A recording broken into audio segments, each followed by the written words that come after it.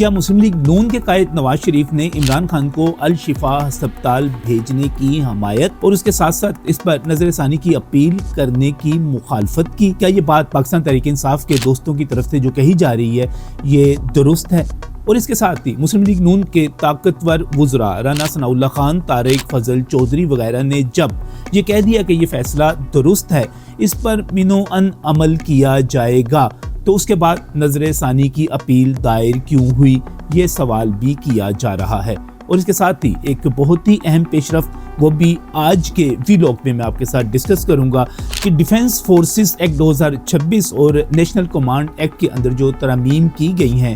وہ کیا ہیں اور اس کی اہمیت کیا ہے، اس ویلاگ میں۔ بسم اللہ الرحمن الرحیم۔ السلام ناظرین، میں ہوں نجم علی خان اپنے ویلاگ کے ساتھ، اور ہمیشہ کی طرح جو برننگ کویسچنز ہیں، بہت سارے لوگوں کے ذہنوں میں جو سوالات پیدا ہو جاتے ہیں، ان کا جواب ہم اپنے ذرائع سے، اپنے تجزیے سے اور کچھ انفارمیشن کی بنیاد پر اور کچھ انالیسس کی بنیاد پر، میں ہمیشہ آپ کے ساتھ یہ کہتا ہوں کہ کوئی بھی بات حتمی نہیں ہوتی۔ بہت سارے لوگ جھوٹ بولتے ہیں اور غلط بیانی کرتے ہیں، لیکن جو آپ سے یہاں پر بات کی جائے گی وہ انفارمیشن کی بنیاد پر ہوگی، وہ ایک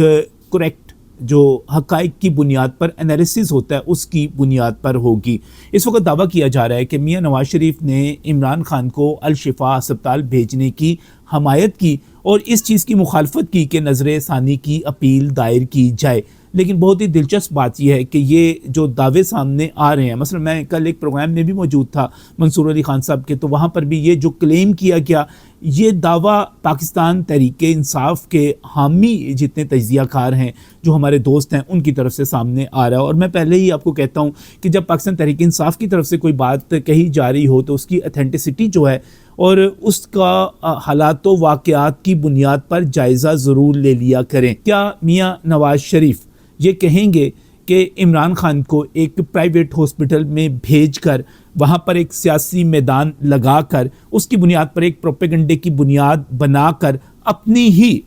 بھائی کی، اپنی بیٹی کی، اپنی پارٹی کی حکومت کے خلاف ایک پروپیگنڈے کی، ایک بیانیے کی فضا بنا دی جائے؟ آپ کو لگتا ہے کہ یہ لاجیکل ہے جس طرح کی ایک مہم شروع کی گئی تھی؟ لیکن میں اس کے ساتھ ہی جب میں نے مختلف دوستوں سے پوچھا تو مجھے جو پتہ چلا کہ اس پر کوئی باقاعدہ اجلاس نہیں ہوا، یعنی کہ وہ اجلاس جس میں میاں نواز شریف کوئی ہدایات جاری کرتے ہیں، ہاں غیر رسمی اور غیر مصدقہ اطلاعات یہ ہیں، یعنی کہ غیر مصدقہ یہ کہ میرے بھی جن لوگوں سے بات ہوئی، میں بھی ان کے ریفرنس سے، ان کے حوالے سے ان کی کہی ہوئی بات آپ کو بتا رہا ہوں۔ ظاہر ہے میاں نواز شریف نے میرے سامنے بات نہیں کی، کسی اور کے سامنے بھی بات نہیں کی، ان کے بھی سورسز ہیں، ہمارے بھی سورسز ہیں، ان کے سورسز بھی غلط ہو سکتے ہیں، ہمارے سورسز بھی جو ہے اس میں کچھ نہ کچھ ترمیم کچھ ہو سکتا ہے، کچھ نہیں کہا جا سکتا۔ تو اطلاع یہ ہے کہ میاں نواز شریف نے واضح اور دو ٹوک انداز میں جو بات کی وہ صرف اتنی ہے کہ عمران خان کے ساتھ جو بھی کیا جائے گا وہ آئین کے مطابق، قانون کے مطابق، سیاسی اور جمہوری اصولوں کے مطابق کیا جائے گا۔ انہوں نے کہا کہ اس حوالے سے نہ کوئی نرمی کرنے کی ضرورت ہے اور نہ ہی کوئی سختی کرنے کی ضرورت ہے۔ انہوں نے واضح طور پر جو اس وقت ایک گائیڈ لائن پارٹی کے پاس موجود ہے وہ یہ ہے کہ آپ نے کوئی بھی ریڈ لائن کراس نہیں کرنی۔ عمران خان جیل میں موجود ہیں، ان کو وہاں پر وہ تمام سہولیات حکومت کی طرف سے، چاہے وہ کھانے کے حوالے سے ہوں، چاہے وہ رہائش کے حوالے سے ہوں، چاہے وہ کسی بھی حوالے سے ہوں، وہ ان کو ملیں گی۔ لیکن جہاں پر Imran Khan red line cross کریں گے اور ان کے اوپر کوئی بار آئے گا، جیسے کہ ملاقاتوں پر پابندی ہو جاتی ہے، تو اس قسم کی کوئی چیز، تو اس میں پھر باقاعدہ طور پر ایک انسٹرکشنز ہیں کہ اس کو فالو کیا جائے گا، جو چیز اتفاق رائے سے طے ہو جائے گی۔ اگر عمران خان ریڈ لائن عبور کرتے ہیں اور وہ اس چیز کو ایشور نہیں کرتے، یقین دہانی نہیں کرتے کہ وہ سیاست میں حکومت کی بجائے ریاست کے خلاف جو ہے اپنا بیانیہ نہیں بنائیں گے اور وہ اپنی سیاست کو آئینی، قانونی، سیاسی اور اخلاقی اصولوں کے تحت رکھیں گے، تو پھر وہاں پر مسائل پیدا ہوتے رہیں گے۔ لہٰذا میں نہیں سمجھتا کہ میاں نواز شریف جو ہیں وہ اس تمام کرب کو، اس المیے کو بھولے ہیں جو عمران خان کی حکومت میں ان کو ملا، خاص طور پہ جب وہ خود جیل میں موجود تھے، ان کی اہلیہ بستر مرگ پر تھیں۔ وہ کیا کہہ رہے تھے کہ آئین اور قانون کے مطابق، جیل رولز کے مطابق تھوڑی سی نرمی کرتے ہوئے ایک مرتبہ ان کی اپنی اہلیہ سے ٹیلی فون پر بات کروا دی جائے، اور وہ بھی نہیں کروائی گئی تھی۔ آپ کو یاد ہوگا جب وہ پاکستان آئے تھے، انہوں نے ایک سے زیادہ مرتبہ، پہلی تقریر میں بھی بعد میں بھی، اس کرب کا، اس دکھ کا، اس غم کا اظہار کیا تھا، اور میں نہیں سمجھتا کہ وہ بھولے ہیں ان تمام چیزوں کو۔ وہ یقینی طور پر صبر کر کے بیٹھے ہوئے ہیں، وہ یقینی طور پر اس حوالے سے خاموش ہیں۔ وہ کوئی انتقامی کارروائی کسی قسم کی وہ بار بار کہتے ہیں کہ ہم بالکل نہیں کریں گے، لیکن اس کے ساتھ ساتھ میں سمجھتا ہوں کہ ہمارے کچھ اور دوست بھی ہیں جو 9 مئی کو نہیں بھولے، جو اس کے ساتھ ساتھ پاکستان کے حوالے سے بات کروں گا تو پاکستان کو ڈیفالٹ کرنے کی کوششوں کو نہیں بھولے۔ وہ یہ بھی نہیں بھولے کہ شیخ مجیب جو تھا اس کو ہیرو بنانے کی کوشش کس طرح کی گئی تھی، اور وہ یہ بھی نہیں بھولے کہ پاکستان کی مسلح افواج کے اوپر ایک گروہ جس طرح دشنام ترازی کرتا ہے، جس طرح حملے کرتا ہے، جس طرح گالیاں دیتا ہے، جس طرح شہداء تک کا مذاق اڑایا جاتا ہے، میرا خیال ہے وہ بھی نہیں بھولے۔ تو اگر وہ سب نہیں بھولے تو پھر آپ کو سمجھ آ جانی چاہیے کہ اگلی بات کیا ہے۔ یقینی طور پر سپریم کورٹ آف پاکستان کی طرف سے ایک فیصلہ آتا ہے، اور جب آپ وزراء سے اس کے بارے میں پوچھیں گے تو وفاقی وزراء ایک اہم عہدے پر بیٹھے ہوتے ہیں۔ آپ کیا ایکسپیکٹ کرتے ہیں کہ آپ مائک لے کر کسی وزیر کے پاس جائیں گے اور وہ وزیر آگے سے کہے گا کہ ہم سپریم کورٹ آف پاکستان کا فیصلہ نہیں مانتے، ہم اس پر عمل نہیں کریں گے؟ ایسی بات نہیں ہوگی۔ کوئی بھی سیانہ جو سیاستدان ہے، جو وزیر ہے، کسی عہدے پر بیٹھا ہوا ہے، ایسی بات نہیں کرے گا۔ تو اگر رانا ثناء اللہ خان نے جو کہا یا طارق فضل چودھری نے جو کچھ کہا، اگر آپ سمجھتے ہیں کہ وہی ساری کی ساری گائیڈ لائن تھی، اسی کے مطابق چلنا تھا، تو پھر آپ کو دوبارہ کچھ اور سوچنا پڑے گا کہ اگر میں پھر آپ کے مفروضوں کی طرف، میں پاکستان تحریک انصاف کے دوستوں کی انفارمیشن کی طرف، ان کی اطلاعات کی طرف چلا جاتا ہوں کہ اگر میاں نواز شریف عمران خان کو الشفا اسپتال بھیجنے کے حق میں تھے، نظر ثانی کی اپیل کی مخالفت میں تھے، اگر رانا ثناء اللہ خان جو تھے اس فیصلے کو بالکل درست تسلیم کر رہے تھے، اس کے ساتھ ساتھ طارق فضل چودھری اس پر منوعاً عمل کرنے کی یقین دہانی کروا رہے تھے، تو پھر وہ کون سی طاقت تھی، وہ کون سا آپ یہ سمجھیں کہ کوئی کون سے ہاتھ تھے اور کون سا برین تھا، میں دماغ کی طرف جاؤں گا، وہ کون سا برین تھا جس نے بعد میں اعظم نذیر تارڑ سے رات تقریباً 8:45 بجے ایک ویڈیو جاری کروائی، اور اس کے بعد ساری کی ساری جو حکمت عملی تھی وہ تبدیل کر دی گئی، اور یہ فیصلہ کیا گیا کہ اس پر ٹیکنیکل بنیادوں کے اوپر آگے بڑھا جائے گا۔ لہٰذا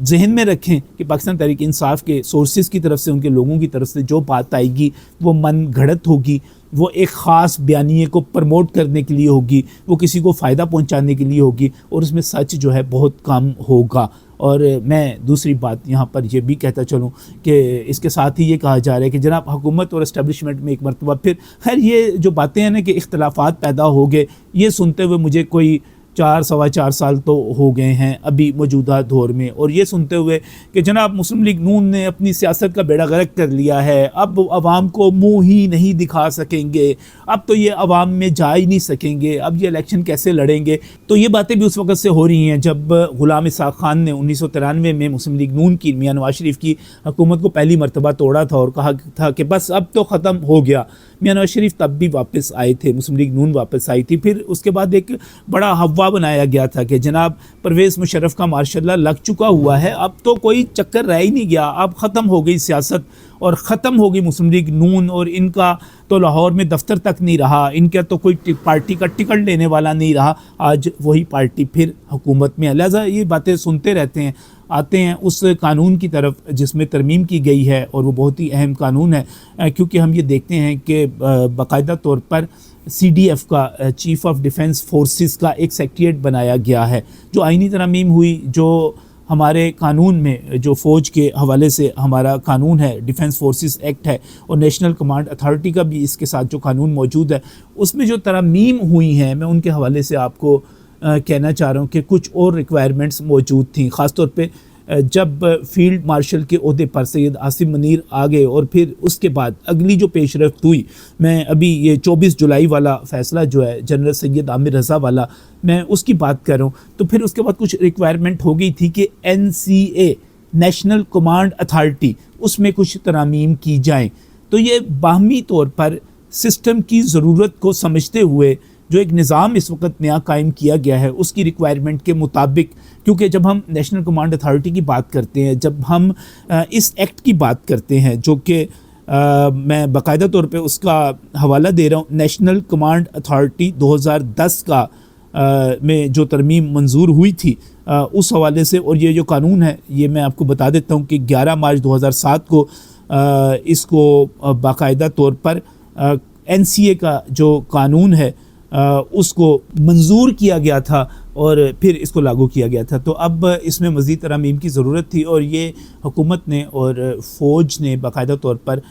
اس ضرورت کو، اور پھر NCA کی جو کمانڈ ہے وہ پرائم منسٹر آف پاکستان کے پاس موجود ہے، وزیر اعظم اس کی سربراہی کرتے ہیں، جو ترامیم کی جا رہی ہیں جو کی گئی ہیں اس کی مزید تفصیل جو ہے وہ ابھی سامنے آ رہی ہے، لیکن یہ ایک ریکوائرمنٹ تھی جو آپ نے ایک نیا سسٹم تشکیل دے دیا۔ پہلے آرمی چیف جو تھے وہ صرف بری فوج کے سربراہ ہوا کرتے تھے، اب وہ باقاعدہ طور پہ فیلڈ مارشل ہیں، اور ایک CDF کا باقاعدہ سیکریٹریٹ قائم ہو چکا ہے۔ اب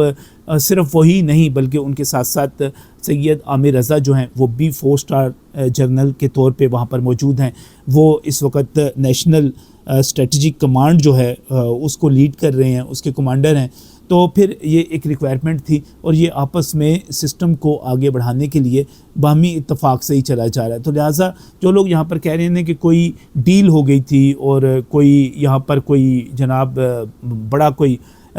پاکستان تحریک انصاف جو ہے اور وہ آگے بڑھ رہی تھی اور حکومت کی کام پہ ٹانگ رہی تھی، تو پھر آپ نے سن لیا ہوگا، پتہ چل گیا ہوگا کہ کتنی کی کام پہ ٹانگ رہی ہیں اور کیا اس وقت صورتحال ہے۔ اور خاص طور پہ جو لوگ، میں خاص طور پہ بلاول بھٹو زرداری کے حوالے سے کہوں گا کہ وہ کہہ رہے ہیں کہ حکومت اور اسٹیبلشمنٹ کے درمیان دال میں کچھ کالا ہے۔ وہ کہتے ہیں مجھے نہیں پتا کیا کالا ہے، لیکن کالا ہے۔ لیکن میں آپ کو بتا دوں کہ اس وقت جو دال میں کالا ہے وہ اسٹیبلشمنٹ اور پیپلز پارٹی کے درمیان ہے، اور وہ نہروں کا مسئلہ ہو، محفوظ شہید کینال والا واقعہ آپ کو سارا یاد ہے نا، وہ ہو، نئے صوبوں والی بات ہو، کالا کہیں اور پر ہے، اور جہاں پر ہے بلاول بھٹو زرداری جانتے ہیں، اور جن کی وجہ سے ہے، ان کی وجہ سے ہے نا، جن کی وجہ سے ہے وہ ان کو بھی جانتے ہیں، لیکن وہ وہی کام کر رہے ہیں پاکستان تحریک انصاف والا کہ جو ان کے اوپر خود پڑی ہوئی ہے وہ دوسروں پر ڈالنے کی کوشش کر رہے ہیں۔ اور اس وقت جو کانسپریسی تھیوری چل رہی ہے وہ بھی یہی ہے کہ پاکستان تحریک انصاف کو پاکستان پیپلز پارٹی کی جگہ لایا جا رہا ہے۔ تو دال میں کالا ہے کہاں پر، یہ خود بلاول بھٹو زرداری بھی سمجھتے ہیں، پاکستان پیپلز پارٹی سمیت تمام سیاسی جماعتوں کے کارکن بھی سمجھتے ہیں، جو تھوڑی سی بھی سیاسی سمجھ بوجھ رکھتا ہے۔ باقی بلاول بھٹو زرداری جو ہیں شہزادے ہیں، جو کہیں گے ٹھیک ہے، اچھی بات ہے۔ تو یہ ہے جی اس وقت تک کی سیاسی صورتحال ساری کی ساری، میں نے کہا آپ کو آج کے ویلاگ میں اس پر اپڈیٹ کر دیا جائے۔